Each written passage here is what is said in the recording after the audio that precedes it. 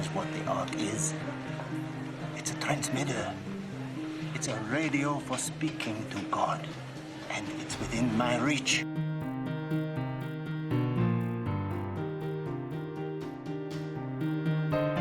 Hello, boys and girls. I'm back today to talk with you about alien abduction and exactly what that entails. Well, maybe not exactly. It seems like a pretty straightforward thing.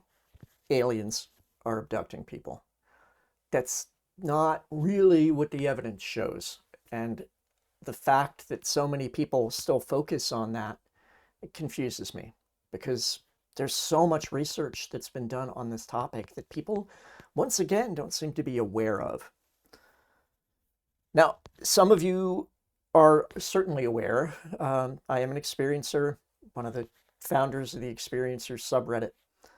Some of my experiences include a conscious contact experience with what people now call a mantis being that I had in 1978 when I was 6, and I'm old.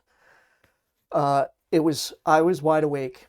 It was the middle of the day. I was out in a public space. Well, it was a cornfield. I'm emphasizing the fact that, like, I wasn't high. I wasn't asleep. It was not sleep paralysis. I wasn't drunk. Like, none of these things were going on when I had this encounter. I didn't see it at a distance. It was like a little bit further away right now than I am to the camera that I'm looking at. Many years later, fast forward to 2020, when I learned that other people had had contact with these things, most of my life thought it was a giant grasshopper because I didn't know what a praying mantis was at that age. And it looked like a bug, but bigger. You know, it was taller than I am. And it had 2 arms and 2 legs, but it had the head of an insect. And so I thought it was a giant grasshopper. And that was what I told people. Like, I saw a giant grasshopper when I was a kid. I don't know what it was.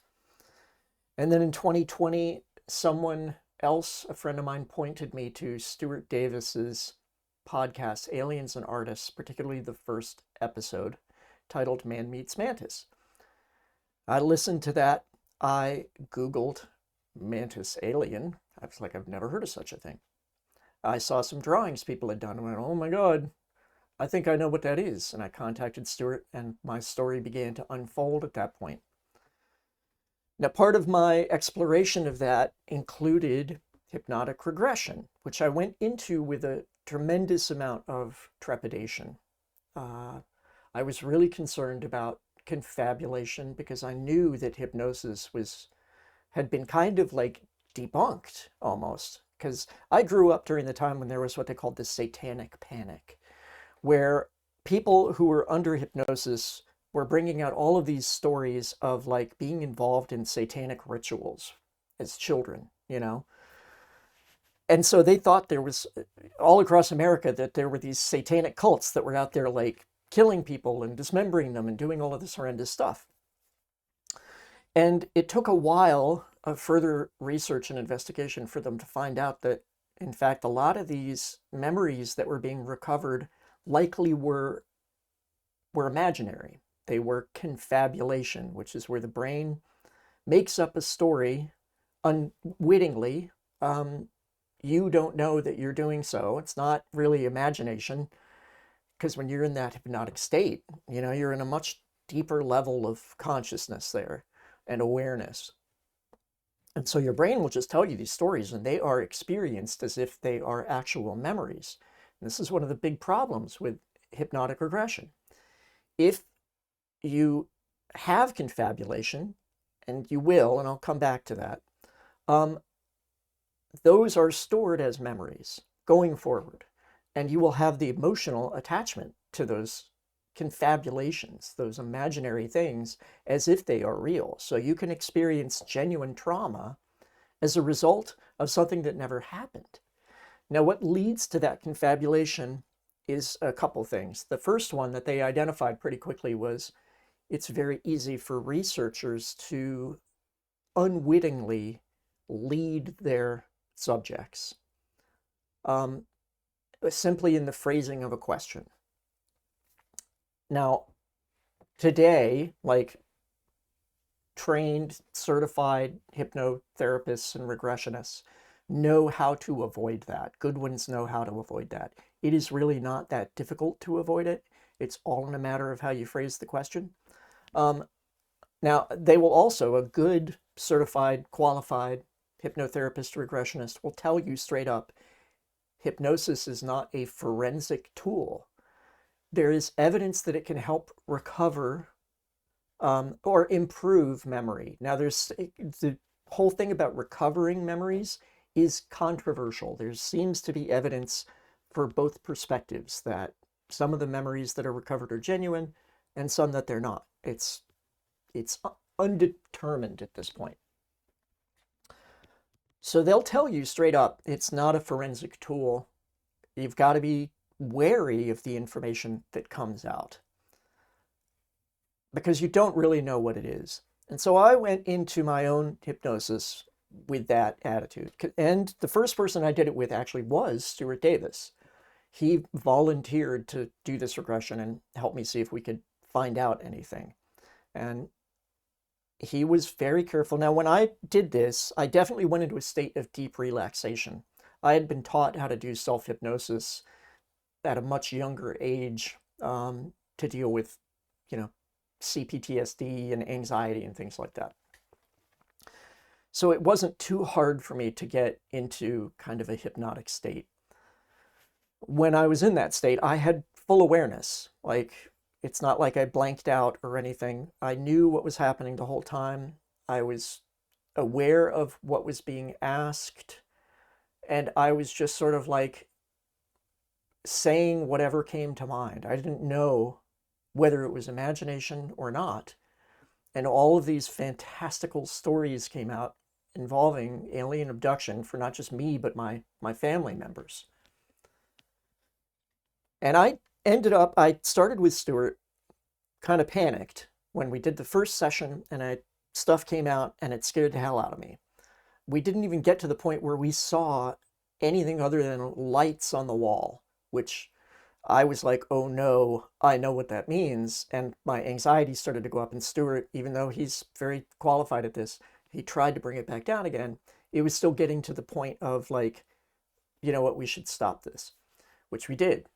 And I was confused, and I didn't know exactly how to process this, because even though I know Stuart wasn't asking any leading questions, I wasn't sure if the fact that, he believed in this stuff was still, like, even though I couldn't tell he was leading me, maybe he was still leading me. That was my concern. So I talked with my therapist about this, because I told her everything that was going on. I knew her from long before any of this stuff was starting in 2020. I had been working with her for years. And so I talked to my therapist about it, and she recommended that I try and find another, like, qualified licensed hypnotherapist who took my insurance, because that was another issue. Stuart, was very nice and kind about that and helped accommodate me. But we ended up finding a hypnotherapist locally. She did not specialize in aliens. I did tell her, like, some stuff came up and I don't know what to make of it. I was very, cautious about saying alien abduction stuff. We ended up doing a number of hypnosis sessions. We had done at least 6 at that point, and it was trying to deal with my chronic pain and health issues. We were trying to use the hypnosis to kind of ameliorate some of the symptoms and improve that, because hypnosis is really good for that. But I wasn't getting much positive benefit. And so I told my therapist, I was like, I feel like something's being blocked here. Like, and I don't know what. Can we explore that? And she said, certainly. So, she took me under and kind of went through all the questions and said, all right, well, let's try and get to the point where these things began. And lo and behold, we ended up right back where things stopped with Stuart. But we continued. And yeah, that was a whole tale of abduction experience involving my family, and mantids, and gray aliens, people on tables. There were medical experiments happening. Um, and it was traumatic to have this memory, but I was aware confabulation could be a confabulation. Now, one of the things that I had been careful about was not reading about abduction phenomenon before I did the hypnosis, because I didn't want to influence myself. Now, of course, I had been exposed to some things. I had seen the movie Fire in the Sky. You know, I watched Close Encounters in the theater when I was a kid.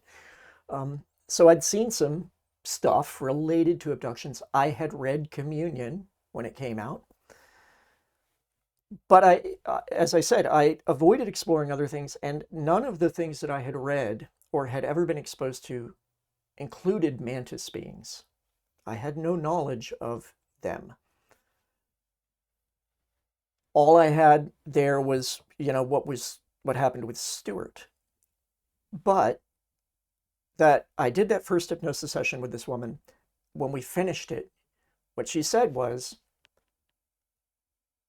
basically she validated the experience and said that she encounters it quite a bit, which surprised me. And she was like, she told me basically she works even with like CEOs of multinational corporations who also recount some of these similar experiences. And she thinks it's a genuine phenomenon. So she was very validating and accepting of it. I was still not at that point. There was a lot of fear and skepticism. But I opted to continue exploring it. And so we did like another 6 sessions simply on those topics. And it just got weirder and weirder as time went on. And also some of them were traumatic. Like I know some of the stuff that went on involved medical experimentation and potentially some sexual stuff in there, which I consciously didn't go into. I was too scared to go into that with the hypnosis. So after we did all of these sessions, I eventually stopped it because I said, I can't, I don't know how to process this. I like, if I'm accept this, I don't know what that means. And I don't think I should just ignore it because I need to try and understand what might be going on. And after that, I joined the Experiencer group, which is a support group started by Stuart Davis and Jay King and Kirsten Blackburn. And Stuart even told me that, I was one of the reasons why they wanted to start this group. I was brought in as a founding member to try and help people like me who needed support and didn't know where to turn. And so I got to sit in on these like group circles with people recounting their experiences. And it challenged the hell out of me over and over and over again, because I was always like, I don't know, like maybe you're misinterpreting your experiences, was typically my attitude about it. Because the stories they were all telling were fantastic, impossible, very difficult to believe. They certainly were not rational in any way. They didn't make sense. I'm a very rational, analytical person. But I also knew at this point, because I'd been experiencing other phenomenon, like at that point, I had had psi experiences, I had precognitive dream, I had shown really good results with remote viewing. There were all these weird synchronicities that were happening. The phenomenon just seemed to get weirder and weirder. And it was like it was on a schedule. Every 2 weeks, some new thing would happen. And it would challenge me. And I'd kind of get to the point where I was like, okay, maybe that happened. Like, I think it happened. And then something new would happen. So it was almost like it was being doled out to me. And I told my therapist this. I told everyone the same thing. It feels like it's happening on a schedule. And I think it was. Like, I think I was being, I'm going to use the term awakened. But because of my very dominant ego, I struggled with all of it. And there was a lot of fear what does it mean? Am I going crazy? How is this going to affect my life? All the things that everyone thinks about when they go through ontological shock, which is very much what it was, because I was being exposed to things that completely challenged my understanding of reality. But I noticed in these group circles that people kept recounting details of their encounters that were identical to things that I had recounted under hypnosis. Really minor details about the construction of the ships, the way things smelled, the temperature, the color of walls, like stuff like that, the behavior of the mantid beings, the behavior of the grays, the interaction between the two of them, like the hierarchy of the mantis beings kind of overseeing the grays. I knew these were things that I had not read anywhere because I had been avoiding all that stuff. But they were saying the same things that I was. And I was like, this is really, I don't know what to make of this.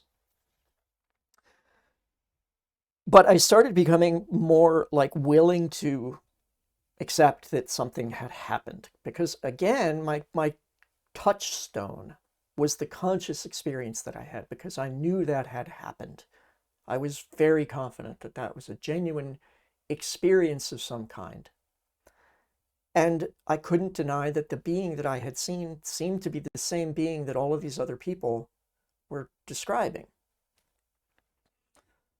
Now, there are variations in the way people describe them. The eyes may look different. For some people, they'll say the eyes were black. For others, they were insect eyes, just the same, just like a regular mantis, that kind of like pupil that looks like it's following you, which is an optical illusion.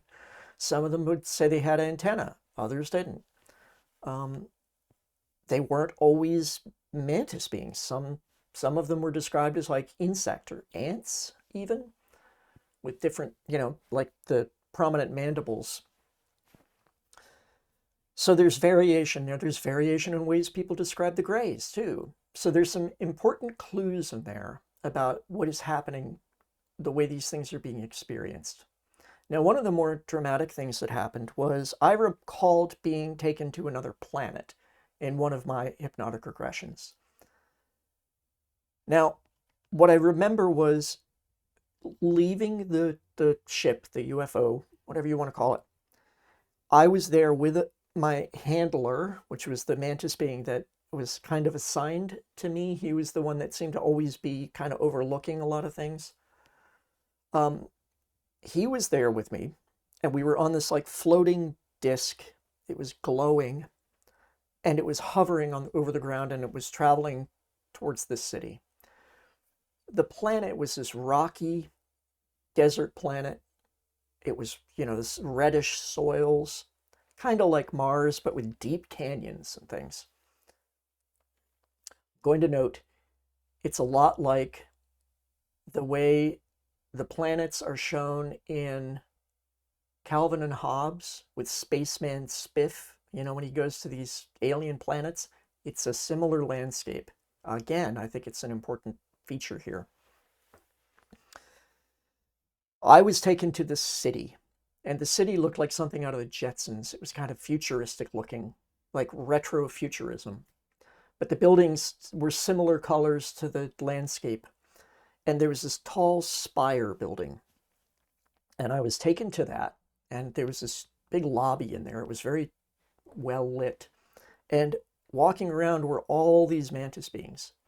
And they had various types of clothing on, like a tunic with a high collar, not a robe, a tunic for some of them.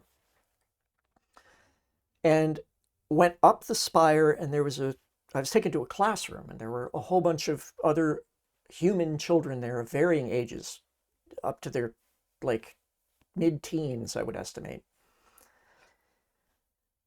Now, at the front of the room, there was a mantis being who, in my memory, was dressed up like a 1950s woman, like Donna Reed, like in a dress. Now, I'm not saying it was a woman. I'm saying it was a mantis being in a dress with a blonde wig on, with the little curly hair bob thing. What is that, a confabulation? Or I don't know. Like, I don't know what that is. Other people have described similar things, with them wearing like human clothing and stuff, and even wigs. Don't know.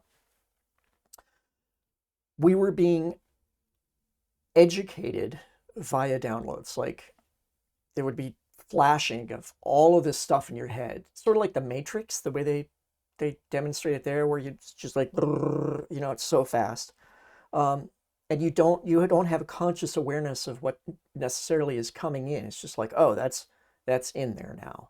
The idea that I had about it was that it facilitated learning at a later date because the information was already sort of in there. So rather than having to learn it new, it's like you're remembering it.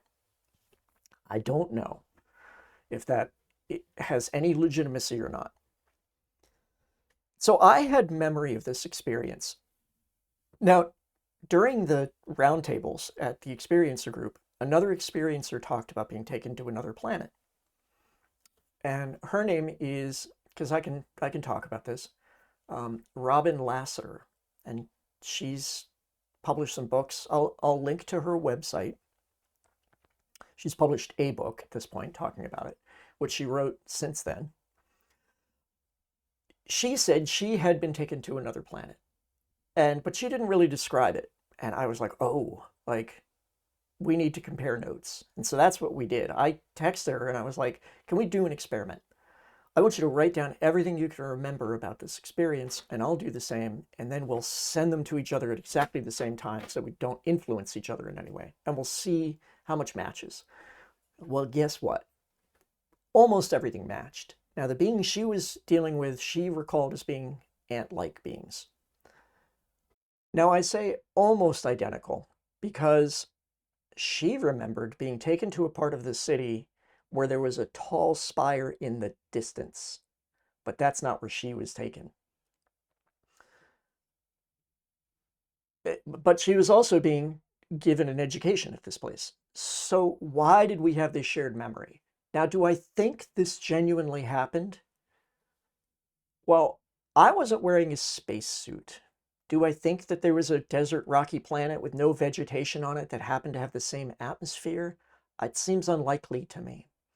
So many things about this seem unlikely to me. Even mantis beings. How would genuine extraterrestrials randomly evolve on a completely alien world to have the head of a mantis, insect-like humanoid body, 2 arms, 2 legs, and wear clothes similar to what humans wear that have the same symbolism, the high collar indicating authority, a purple color, once again indicating authority. These are human characteristics. So there's a few explanations that can be given there. One, it was all confabulation.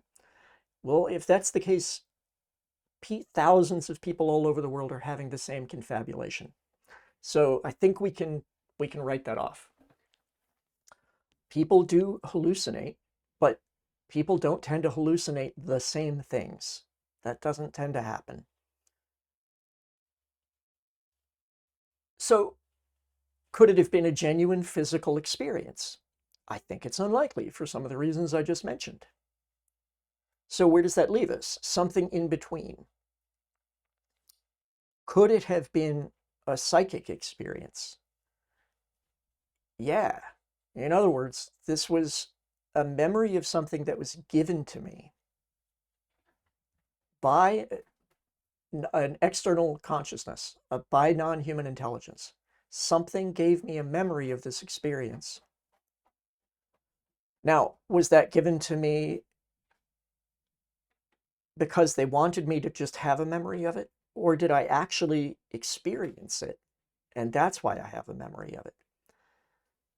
People keep holding on to the idea that you can't experience something without your physical body because the brain generates consciousness. People are locked into this idea. The brain generates consciousness. Well, I'll tell you straight up, scientists have been studying consciousness for well over a century using the scientific method. They still cannot say how consciousness is generated. But there are other scientists who have been looking at consciousness and saying there's mounting evidence that consciousness is not generated by the brain. It's being like modulated by the brain. The brain is maybe acting more like a radio receiver. And the consciousness is coming into it. So if you take that analogy, if you have a radio, music is playing out of it. The radio is not making the music. Radio is producing it, like it's physicalizing it, it's externalizing it, if you want to say. But it's not making it, it's receiving it. The brain could be doing the same thing for our consciousness. We're like a physical avatar. Now, people will say, well, the evidence against that is like if you damage the brain, then the consciousness gets messed up. You can't function properly. You can't remember things. You can go blind, whatever, Well, if you damage a radio, you can affect the music that comes out. If you stab a speaker, with a screwdriver, it's not going to make the same sound anymore. You can change the tuning and you can get it to go slightly off frequency and it might go up in pitch, There are a lot of things you can do that affect how that is externalized. If our bodies have to have a physical form, they have to be able to function physically. The consciousness doesn't necessarily want to have to be in charge of, pumping the blood, making you breathe, doing all of the things that we consider to be autonomic functions. So why not have a body that takes care of all of that for you? In other words, it just does its stuff. It's digesting, it's breathing, it's circulating blood, it has an immune system, and your consciousness isn't doing any of that. That's all just part of what it does. So your consciousness could even leave your body, step out of your body, and all of that stuff is going to continue to happen. It may not happen quite the same way, but it could continue to happen. Well, there's evidence for that, quite a lot of evidence for that, because people report out-of-body experiences routinely. These are not uncommon. Some people experiment with doing this intentionally. That can be called astral projection, where they are potentially taking their consciousness to another place. Now, whether that place is the same physical world is not consistent. Like, people can go to a place that seems like it's the same world, but there's things that are different about it. So there's stuff here we don't understand, which makes it easy to kind of debunk it if you don't want to look into it more seriously. You can just, if you take a cursory glance at it and don't dig into it, you can go, it's nothing. But when you look into it deeper, it is not that simple unless you want to simply deny it and be a denialist. Which, why would anyone want to do that? If you really want to understand what things are, you don't just try and explain them away. You try and understand them. And what the skeptics will often do is they'll look for the lowest hanging fruit. They will find the thing that they think they can explain the easiest. They will then say, well, that is the obvious explanation, and so the rest of it must be bunk.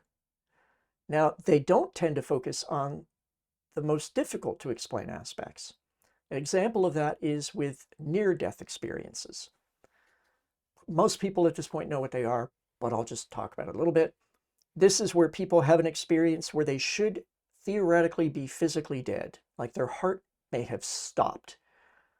Now, the latest research indicates that when blood stops pumping, all brain activity ceases within 30 seconds. All of it, period. It's done. When you start going out a few minutes, you increase the risk of brain damage from lack of oxygen, hypoxia. There are cases where people have been dead for, it's hard to find good data on this. 30 minutes in some cases. There are stories of people having been sort of dead for hours. Now, these are like often drownings or situations that involve cold temperatures where, the body can sustain itself longer. But people will be dead. Zero brain activity, zero way for a brain to have activity because it is getting no oxygen. And yet they have a full, rich, conscious experience. And when I say full, it's often described as being more real than real. Like, this is not just a conscious experience, it is hyper realistic. And one of the most difficult to explain aspects of this is people will have awareness of the things going on in the environment, and not necessarily just locally. Like they can hear things that are being said by doctors who are working on them. They can see things. Now, keep in mind, they're on an operating table with their eyes shut, dead or whatever. They will see the clothes that people are wearing. They'll see the gestures the doctors are making.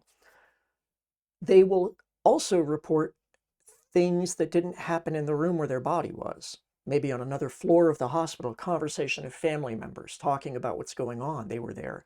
There's a case in an NDE where a woman reported seeing her relative go to a vending machine and get a specific type of candy bar out of the machine. And she told that to him, and he confirmed that was what had happened. Skeptics don't like to look at the veridical experiences people have like those because they cannot explain them. But they are not uncommon with NDEs. They're quite common. Now, not everybody has an NDE when they have one of these experiences. It's estimated, I think, 10 to 20% of people report having NDEs. And again, skeptics will go, waha, the fact that not everyone has one means they're not real. A lot of people don't remember their dreams. That doesn't mean they're not dreaming. As a matter of fact, it's believed that pretty much everyone dreams at night. But a lot of people never remember their dreams. That doesn't mean that nothing is happening in there. So when you start looking at things like out-of-body experiences and NDEs, you start to find a lot of common features with abduction phenomena. A lot of the same reported experiences. That includes contact with non-human intelligence. Now, when someone is having an NDE, the beings that they see, they will typically think of them as spirits. Now, sometimes they're seeing someone that looks like, a deceased relative or friend. Often they'll see those with people that they did not know had died. Then after they have their NDE, they find out, oh yeah, that person had passed, and that explains why their spirit was there. Nobody who has an NDE has ever reported seeing someone who, no, I should not say that. It's not with NDEs so much. There are very rare cases where someone will report seeing a person who is alive, but those are usually people who are also having an out-of-body experience. But in the vast majority of cases, the people that they report encountering as spirits are people who have passed. Now, if they were hallucinations, they should be able to see anybody, and you would think they would be more likely to see people that they are very focused on who are alive, their loved ones, their children, whatever. They don't typically see that. So we need to keep that in mind as well. So people report seeing spirits and also deities, sometimes religious figures, Jesus. Now, even atheists will often report seeing Jesus. Typically atheists in a Western culture, in an area where that religion is more prominent. People in Eastern cultures will sometimes report seeing deities related to their religion. Hindu figures. Is that what they're really encountering? We don't know. We don't know exactly what's going on there. But the messages that are communicated by these beings, which in some cases are perceived as also angels, the messages are the same messages that are communicated to people who have had contact experiences and abductions. And these messages are almost always related to a few core themes. One of them is being aware of the fact that there is a greater reality than you know. And they're often told, share this knowledge when you get back. Let other people know, hey, there's more to the world than simply life and physical existence. Life continues after death. There are other types of beings out there. There are other dimensions or realms out there than the ones that we know of. People are given that information. They are told that one of the most important elements that we need to learn while we are here on the planet is how to love. And that is why we are here, is to learn how to love and be supportive of one another. They are also often told that they need to take better care of the planet that they live on. They're given messages about greater spiritual concepts, collective consciousness, God or a source or whatever you want to call it. They're described in different ways. Some people encounter meeting God or source or whatever they want to call it. And they always describe it as pure love, like intense love and light. This is where the whole love and light thing comes from. It's not just hippies who smoke weed and go, man, I love love and light is cool. These are messages that are communicated by non-human intelligence to people in all kinds of modalities, whether that is an out-of-body experience, whether that is a dream, whether it is a near-death experience, an abduction experience, whatever. This is not a coincidence. It's not. There are researchers who are looking into this. Jacques Vallée, for example, kind of the godfather of abduction research. John Mack was another one. I'm going to come back and talk about people like David Jacobs and Carla Turner and Bud Hopkins.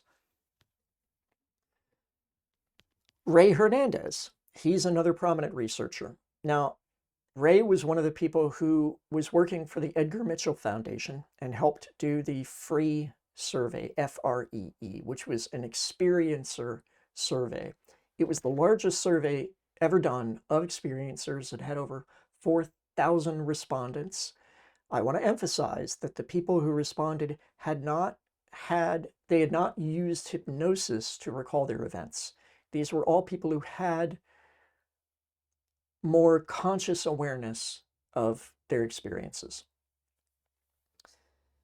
And what they found from this survey was the commonalities among all of these contact modalities. And they do call them contact modalities. That also includes use of psychedelics, by the way. Guess what? People who use psychedelics are seeing a lot of the same beings. They're being given the same messages. Now, they may experience some things differently because they're having a more physical experience as well. Their brain is getting flooded with all these chemicals, and it's given them geometric shapes and all of the, abstract stuff that you may not get in an NDE or an abduction phenomenon. But those seem to be more of a conscious experience. In other words, whatever the beings are, the non-human intelligence that are generating this experience, they are doing it at a conscious level. They are bypassing, in many cases, the physical senses. They're not using the body. Now, that may involve either just giving information to a person when they're in a susceptible state, which could be sleeping, falling asleep or waking up, could be when you're using psychedelics, could be when you're meditating. It could just be for a lot of experiencers, they're just more open to these things for whatever reason. Could be genetics. We don't really know yet. Could be related to head trauma. Like we're getting some clues now from work like people like Gary Nolan and Dr. Kit Green and others. We're starting to get some pretty solid ideas about why some people are more predisposed than others. And it's more than one thing. It's not just because, you've got Cherokee lineage or, you got blue eyes or you got O negative blood. No, like those things are not consistent across experiencers. There does seem to be a higher incidence of things like head trauma when they're children, high fevers when they're children, growing up in a traumatic household. There is a connection. There's a strong correlation there between a traumatic childhood and having anomalous phenomenon experienced. Often people will say they grew up in a haunted house. We still don't really know what this is all about. But it's pretty apparent that these phenomena are being stimulated consciously, sometimes when the consciousness is in the body, and they seem to have the ability to remove the consciousness from the body and take it to some of these other realms or dimensions, which, for example, might look like an alien planet. Another thing that people are frequently told is that the physical world is being generated by our beliefs collectively, not just individually, collectively. We're all connected together on a psychic level, and we're all building this collective consciousness. And that is kind of what's defining the rules of our physical reality. Now, we may not be solely in charge of that. There are other beings, some of them seem to be very powerful, that are maybe creating the world for us. They're defining some of the parameters, and then they're like, all right, you go, let's see what you do with it, you know? And so people are often told, you've got to change your thinking. You've got to change your beliefs, because your beliefs are being manifested in your reality. What you are experiencing is a production of your thoughts. This is a central tenet of idealism, the philosophy of idealism, which is that the world consciousness is fundamental, not physical matter. That physical matter is being generated by consciousness, not vice versa, which is materialism. And many people, not just people, scientists and researchers, I gotta stop touching the desk, it's shaking the camera, who study this phenomenon become idealists due to the evidence. They say, you know, it's more complicated than we think it is, because we can influence things around us, like random number generators. We can influence those by thought, and this has been demonstrated countless times, and not just people. There was an experiment done by a guy, and I'm probably going to destroy his name. It's Rene Pioch, I think, or Pioch. Pyoch, if I remember correctly. He did some experiments with baby chicks where he put them in a box, and there was a light source on a little robot that moved around. And the robot was being controlled by a random number generator, a true random number generator. So its movement was entirely random. And they proved this. You know, they set it down and they had it trace it out. And yes, over time, it would always generate a fully random result. And they put this light bulb on it. Now, these chicks were kept in the dark. And baby chicks don't like the dark. They prefer light.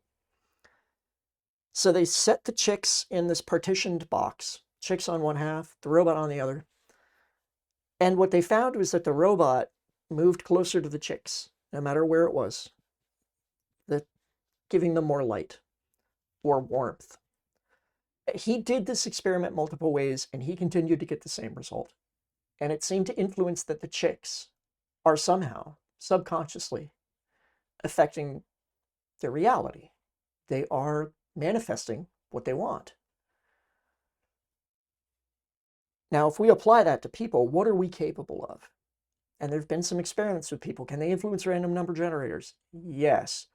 They also seem to be able to pick up on information that they shouldn't be able to. And I've talked about this a lot in my other videos. We know that everyone has some sort of psychic ability. Almost everyone seems to display psychic ability. Even the pronounced skeptics display psychic ability, but what they demonstrate in studies is that they use it to get something that supports their beliefs. In other words, if you give a 1 in 4 random choice to the average person, statistically they should get it right 25% of the time. People statistically will get it right 33% of the time. This has been replicated all over the world at academic institutions. They've had millions of trials, and they almost always get the same result. However, people who have a strong disbelief in that phenomenon score lower than 25%, which indicates that they're still using psychic ability to get answers. But then they're subconsciously using that to reinforce their own beliefs, to go, see, I proved I wasn't psychic because I'm not getting the right answer. Aha. This expands out to the people that are running the experiments. And this has been called the sheep-goat effect, or the experimenter effect. people who are running the experiments, if they are deniers, ardent deniers of the phenomenon, they're more likely to get a null result, no result supporting these things, versus someone who believes it. So we're all psychic. Now, let me talk about that a little bit more. Remote viewing. Everybody displays some ability. I say everybody. Many people display some ability in remote viewing. When they try it, they find out that they can do it to some degree. Now, when the CIA was doing their experiments, what they found was you need to be very careful about how you assign the target to someone. Because I've got to back up.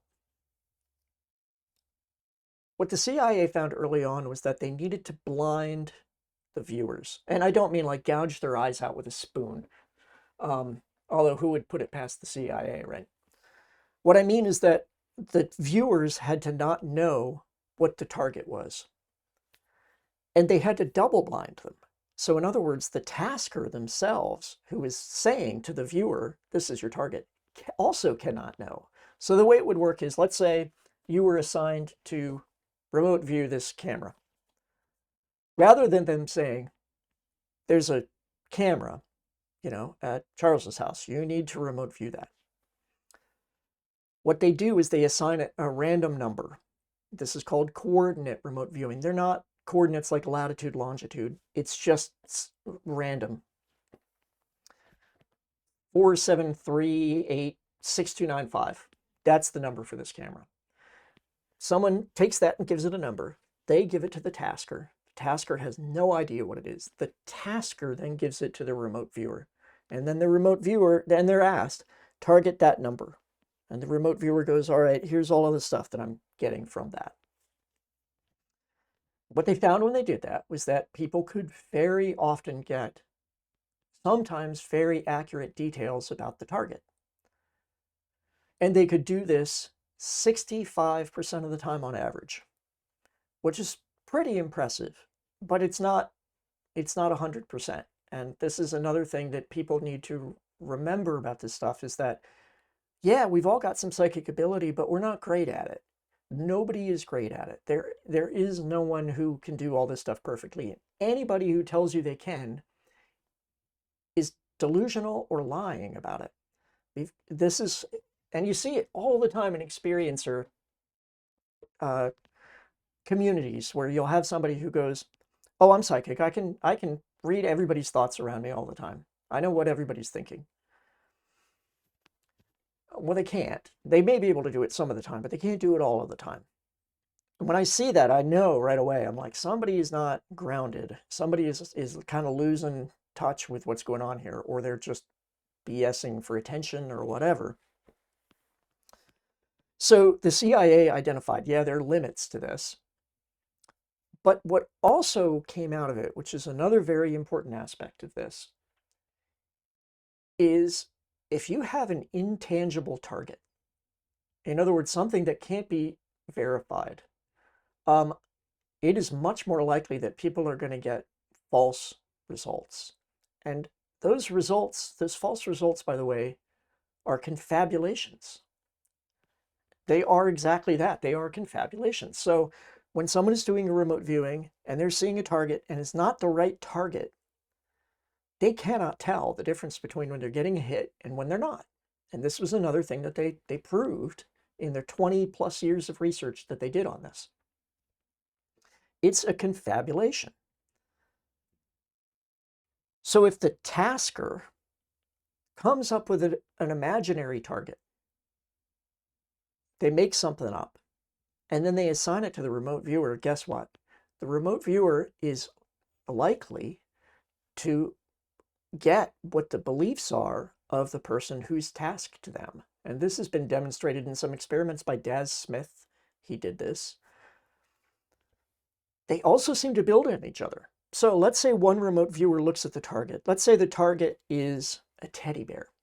And the tasker makes up a teddy bear. The teddy bear is brown, it's a foot tall, and it's missing an eye. Um, so let's say that another remote viewer looks at it and they go, it's a bear, it's not too tall, um, there's something about its eyes, and it has a bow on it, because that's a confabulation right there. Remote viewers don't get every detail right. It's that 65% on average. Sometimes they'll get almost everything right. In one of the remote viewings I did, I got 80% of the stuff was accurate to the target. Even some of the stuff that was accurate could have been a confabulation, but it just happened to match coincidentally. But it was so accurate overall that I identified the target, which was the Eiffel Tower. When all I knew was it was a place on the planet. It's pretty broad.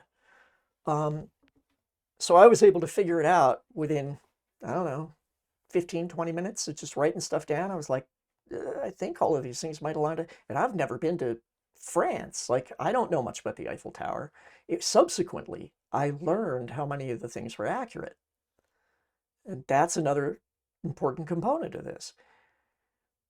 The guy who ran the CIA's remote viewing program, Edwin May, has now come to believe that all of psi, that is ESP, including remote viewing, is actually precognition. That the only time people are really getting that target accurate is when they're subsequently informed of what the details of the target were. In other words, if I had never looked up the details of the Eiffel Tower, I might not have been able to get any of those details accurate, but I did. I even drew a little shape of a bridge before I knew what the target was. I was like, well, I'm seeing a bridge. I drew the exact shape of the bridge that was right next to the Eiffel Tower, which again, I've never been to. And yet, how did I get it so accurate? Is it because I subsequently looked up the target when I was in an excited state? Because I was like, oh my God, I got it right. Yeah, it blows your brain a little bit. So people were getting details that are imaginary and they can build off each other. So somebody else views that teddy bear, they see these things and they go, I see a bow around its neck. Because that's a confabulation, as I said. So the next remote viewer looks at the teddy bear and they also see the bow now, because now the bow is part of this imaginary construct in the collective consciousness. So this kind of ties back with what people are being told. Your beliefs are affecting reality in some way. And they're not just our own physical reality. They have said our thoughts affect their realms somehow. Is there a realm of imaginary constructs? Guess what NDEers are told? When you die, you can live wherever you want because you build your reality by thinking it. You manifest it in that realm. You can learn how to do that. You can get better at it. You can go live in a community where everybody's collectively building the community they want to live in. Are we here to help master some of those abilities? Maybe so. But again, there seem to be limits that are imposed by the collective. So it's important that the collective not have false beliefs. What would happen if we all believed in a utopia, that we could live in a utopia? Would we achieve it? I don't know. Would it hurt to try it? No, probably not. Of course, nobody agrees on what a utopia is. And some people's idea of a utopia sounds to me pretty dystopian. But that's a little too on the nose, what with the recent events. So let's talk more about the abduction phenomenon and negative experience. Why is it that a percentage of experiencers, and we don't really know what percentage, it's hard to tell, have negative experiences?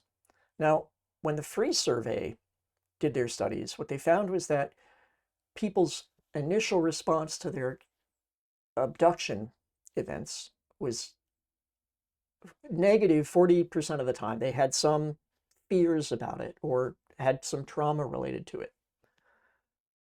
Over time, that reduces.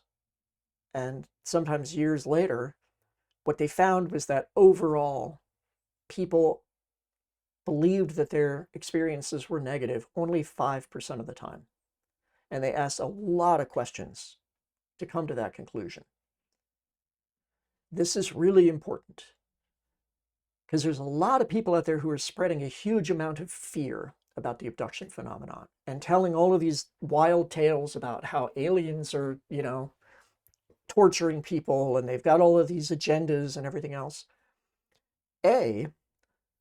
These phenomenon may not be physical in the way that we understand them. Like, we know this because the consciousness is the primary receiver of this stuff. Now, that doesn't mean it's all happening in your head. People have physical marks related to their abduction. They can be injured. They can be healed. Matter of fact, the majority of contact people who responded to the free survey said that they or someone that they knew had suffered what they were terming as a miraculous healing, basically, had been healed of something, some long-standing illness or ailment or injury. And it was often associated with the phenomenon, that the phenomenon is healing people. Now, the whole, they're all demons or whatever, it doesn't hold up when you dig into the details. It falls apart quickly. Like, yeah, if you want to cherry pick out all the evidence, sure, you can support that it's demons. You can say that it's the Teletubbies if you really want to focus in on the details and just pick the ones that support your hypothesis there. People will get healed. People have a spiritually transformative experience from this. This is what most experiencers report. And experiencers, I'm not just talking about people who have abduction phenomenon. I'm talking about all of these various modalities, NDEs, AP, OBEs, abductions, contact with UFOs, even something like seeing cryptids, a Bigfoot encounter. And I know this challenges a lot of people. Why do people who believe in UFOs believe in Bigfoot? It's making us all look dumb. Well, they believe it because they've experienced it. For whatever reason, a bunch of experiencers have seen Bigfoot or some type of cryptid. Well, it's because it's all related. It's not necessarily a physical being in the way we understand it. That's obvious. But there's something physical going on because there's physical evidence of it. There's trace evidence. And this, again, goes back to the abduction phenomenon. There is physical trace evidence associated with these events. It is not easy to capture evidence. Why is there evidence at all? And why is it so hard to capture? Well, it's probably related to how the phenomenon is being generated and experienced. My guess, and it's a hypothesis which can change, is that the evidence is being generated intentionally to give us clues, but not to give us definitive answers, because it's a choice we get to make for whatever reason. We get to choose the path of our lives, the world we're going to live in, whether we're going to be the skeptic or the believer. And that can shift. And a lot of experiencers have the belief that their experiences were maybe something that they chose pre-incarnationally, that they were like, sometime during my life, I'm going to experience abduction phenomenon or have an NDE or whatever, because they're like, this is what I'm going to need for my growth at this point. And it is growth. The majority of people report it as a spiritually transformative experience in a positive way. They come away more empathetic, more caring, more concerned about the environment. They have a belief in an afterlife often. They will often have a belief in God, but not religion. Now, this is another curious component. People, devoutly religious people, will become less religious after their experiences. And they're often told directly, they're like, religion is part of the experience. Like when you're on Earth, you get to experience a religion to teach you lessons. But there is no one true religion. They're all part of the simulation, if you want to call it that. Because this is a training ground. And this is another thing that often comes out. It's like, this is not real. We are here to learn lessons. We're here to learn how to love, right? Um, but everybody kind of has to learn that a different way. And some people don't get it, you know, and there's evidence for reincarnation too. You're not just here once. You can come back multiple times. Sometimes you don't seem to get a choice, but again, that's rare. Um, Sometimes people do seem to be forced to reincarnate. Like maybe they really screwed up, or maybe, you know, that was chosen ahead of time. I don't know. We don't really know. We don't have all the evidence yet. People are exploring these things, and we're starting to learn more about it. So my point with all of this is that we need to really stop simplifying the abduction phenomenon and assigning these weird narratives to it that people are doing. There's a decent narrative that is evidentially based. And I mean, looking at all of the evidence. When you do that, you see that the negative experiences that people have are, it's not a lot of people. And there seems to be purpose behind that too. Now, there was a recent paper that I just actually read by Kenneth Ring, who is an NDE researcher. And he was exploring why is it that a percentage of people who have near-death experiences, they are negative. And those negative experiences include just general fear, what he calls inverted NDEs. In other words, someone has this, all of the classic phenomenon of an NDE. So they leave their body, they travel through a tunnel, they see a bright light. Now, a lot of people have this and they're like, oh my God, this is amazing. Some people have this and they're like, oh my God, I hated it. It's terrifying. Like being ripped out of my body and the tunnel was so fast and the light was so blinding and I didn't know what it meant. And so they come away with all of this fear about the same experience that somebody else might have a positive one, positive reaction to. There's also hellish experiences. Now, not many people are going to have a hellish experience and say it was positive. These are truly hellish. People will describe being physically torn apart by what appear to be demons, tortured. It can feel like an eternity because time is not experienced the same way over there. Time and space, you know, don't exist the same way over there. It's time and space are the same thing, right? You don't have physical dimension. You don't have time with that. It's how that experienced, I don't know. People will say, spirits will say, it's everything's happening at once. Well, I don't know how you would feel that. How would you have experience at all if it's all going on at the same time? Don't ask me. But this is what people frequently say. What the people who have those hellish experiences typically report is that the experiences will end when they call out for help, when they surrender. Now, that surrender often comes in the form of going like, God save me, or, you know, Jesus Christ help me. And then they're pulled out of the experience. Now, sometimes when that happens, that can turn people more religious because they go, Jesus was the one who saved me from this, or God was the one who saved me from this. And I was being, you know, subject to the hell from the Bible. So it can take somebody who is not religious and then they go, this all matched what the Bible says. The Bible must be right.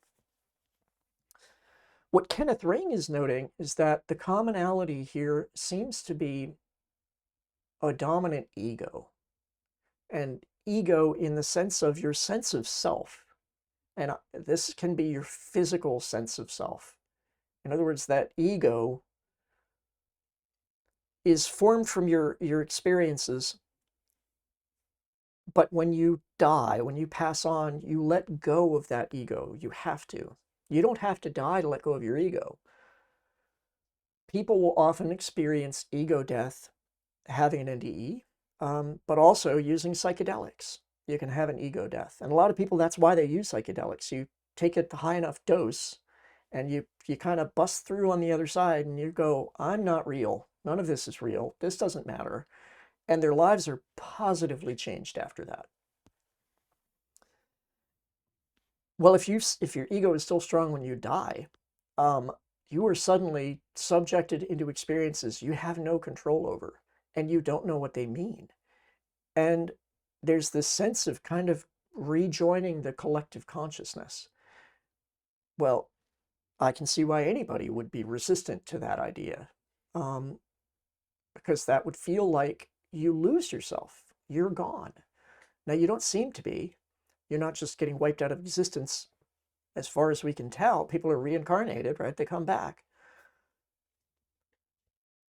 Now, how does that translate over to abduction phenomenon? Well, my money right now is that it's the same. That the reason why people are experiencing these negative things is related to their ego and their fear. Now, I've had some recent possible contact phenomena. Now, it was when I was in like a hypnagogic or hypnopompic state. So it's kind of hard to tell what's going on, but it involved mantis beings. It involved implants, it involves all of this kind of stuff. Sometimes I have recorded weird things that go along with this on cameras or whatever. Sleep paralysis and whatnot is often included. And there's a lot of fear there. And I have gotten to the point where even in my own spiritual progression, I'm like, I need to let go of this. Like, I know that when I don't have this fear-based reaction, these experiences are going to go on. Something is going to unlock, and I'm going to continue forward in my development. And so I'm like, to a point where I'm like, I need to overcome this fear. Well, that's hard to do when you are in a paralysis. If you're having sleep paralysis, I feel like I can't breathe. Now, I've watched people die. Literally, I was there when my dad passed away. I was standing by his bed. I saw him go through agonal breathing. His brain, he was brain dead at that point. His body is still trying to survive and was still breathing. It was sporadic and kind of, harsh. I am sure I am not going to stop breathing when I'm having sleep paralysis. It feels like I'm not breathing, but my brain is panicking because the physical body is not experiencing what it normally experiences, and it's very scary. And if you've ever had sleep paralysis, you see things. There's often shadowy beings that are around you. Sometimes they seem threatening. Well, a lot of people who do astral projection, that's what they're encountering for the first time. Like when they start to get out of their body, guess what? They're seeing these shadows beings, and the shadow beings are threatening them, or even in some cases, like physically seem to be combating with them. Well, what they say was, when they realized, oh, this doesn't matter. This is just fear. Those things go away and they don't bug them again. It's like a test. And they even call that a fear test. Or they say that these are the guardians that are like, they're like, you can't move past this point until you're ready. And I feel like this is what a lot of the contact phenomenon is about. It's saying, are you ready for what's next? Are you ready to take it to the next level? How are you going to do? So you'll have an experience, whether it's seeing a UFO or beings in your room or being taken out of your body and physically tortured somewhere, whatever it is. How are you going to react to that?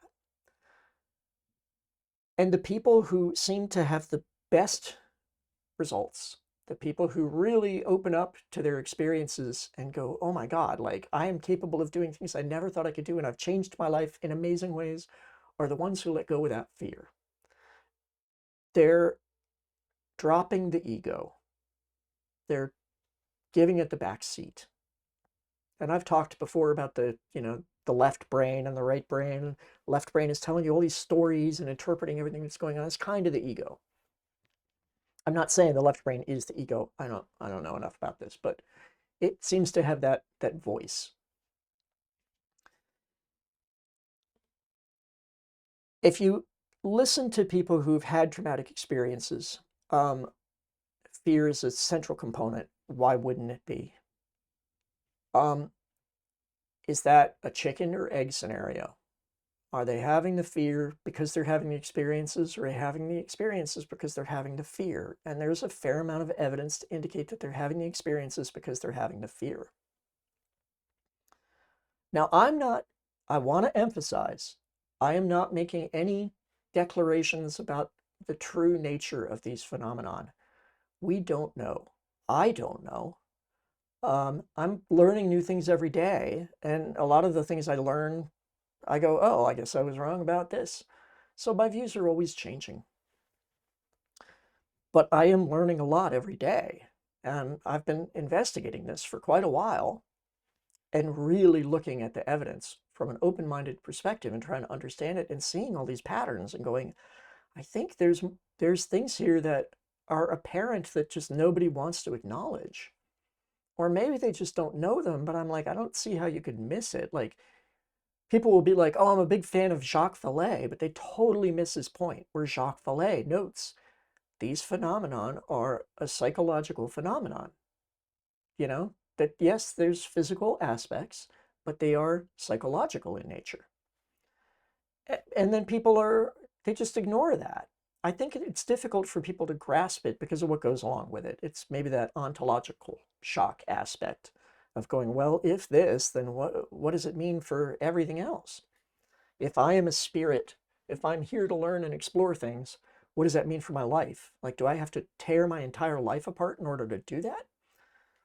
Or there's people who go, how come I'm not having these experiences? Why can't I get there? Like, all I want is to have any sort of anomalous experience, and I can't.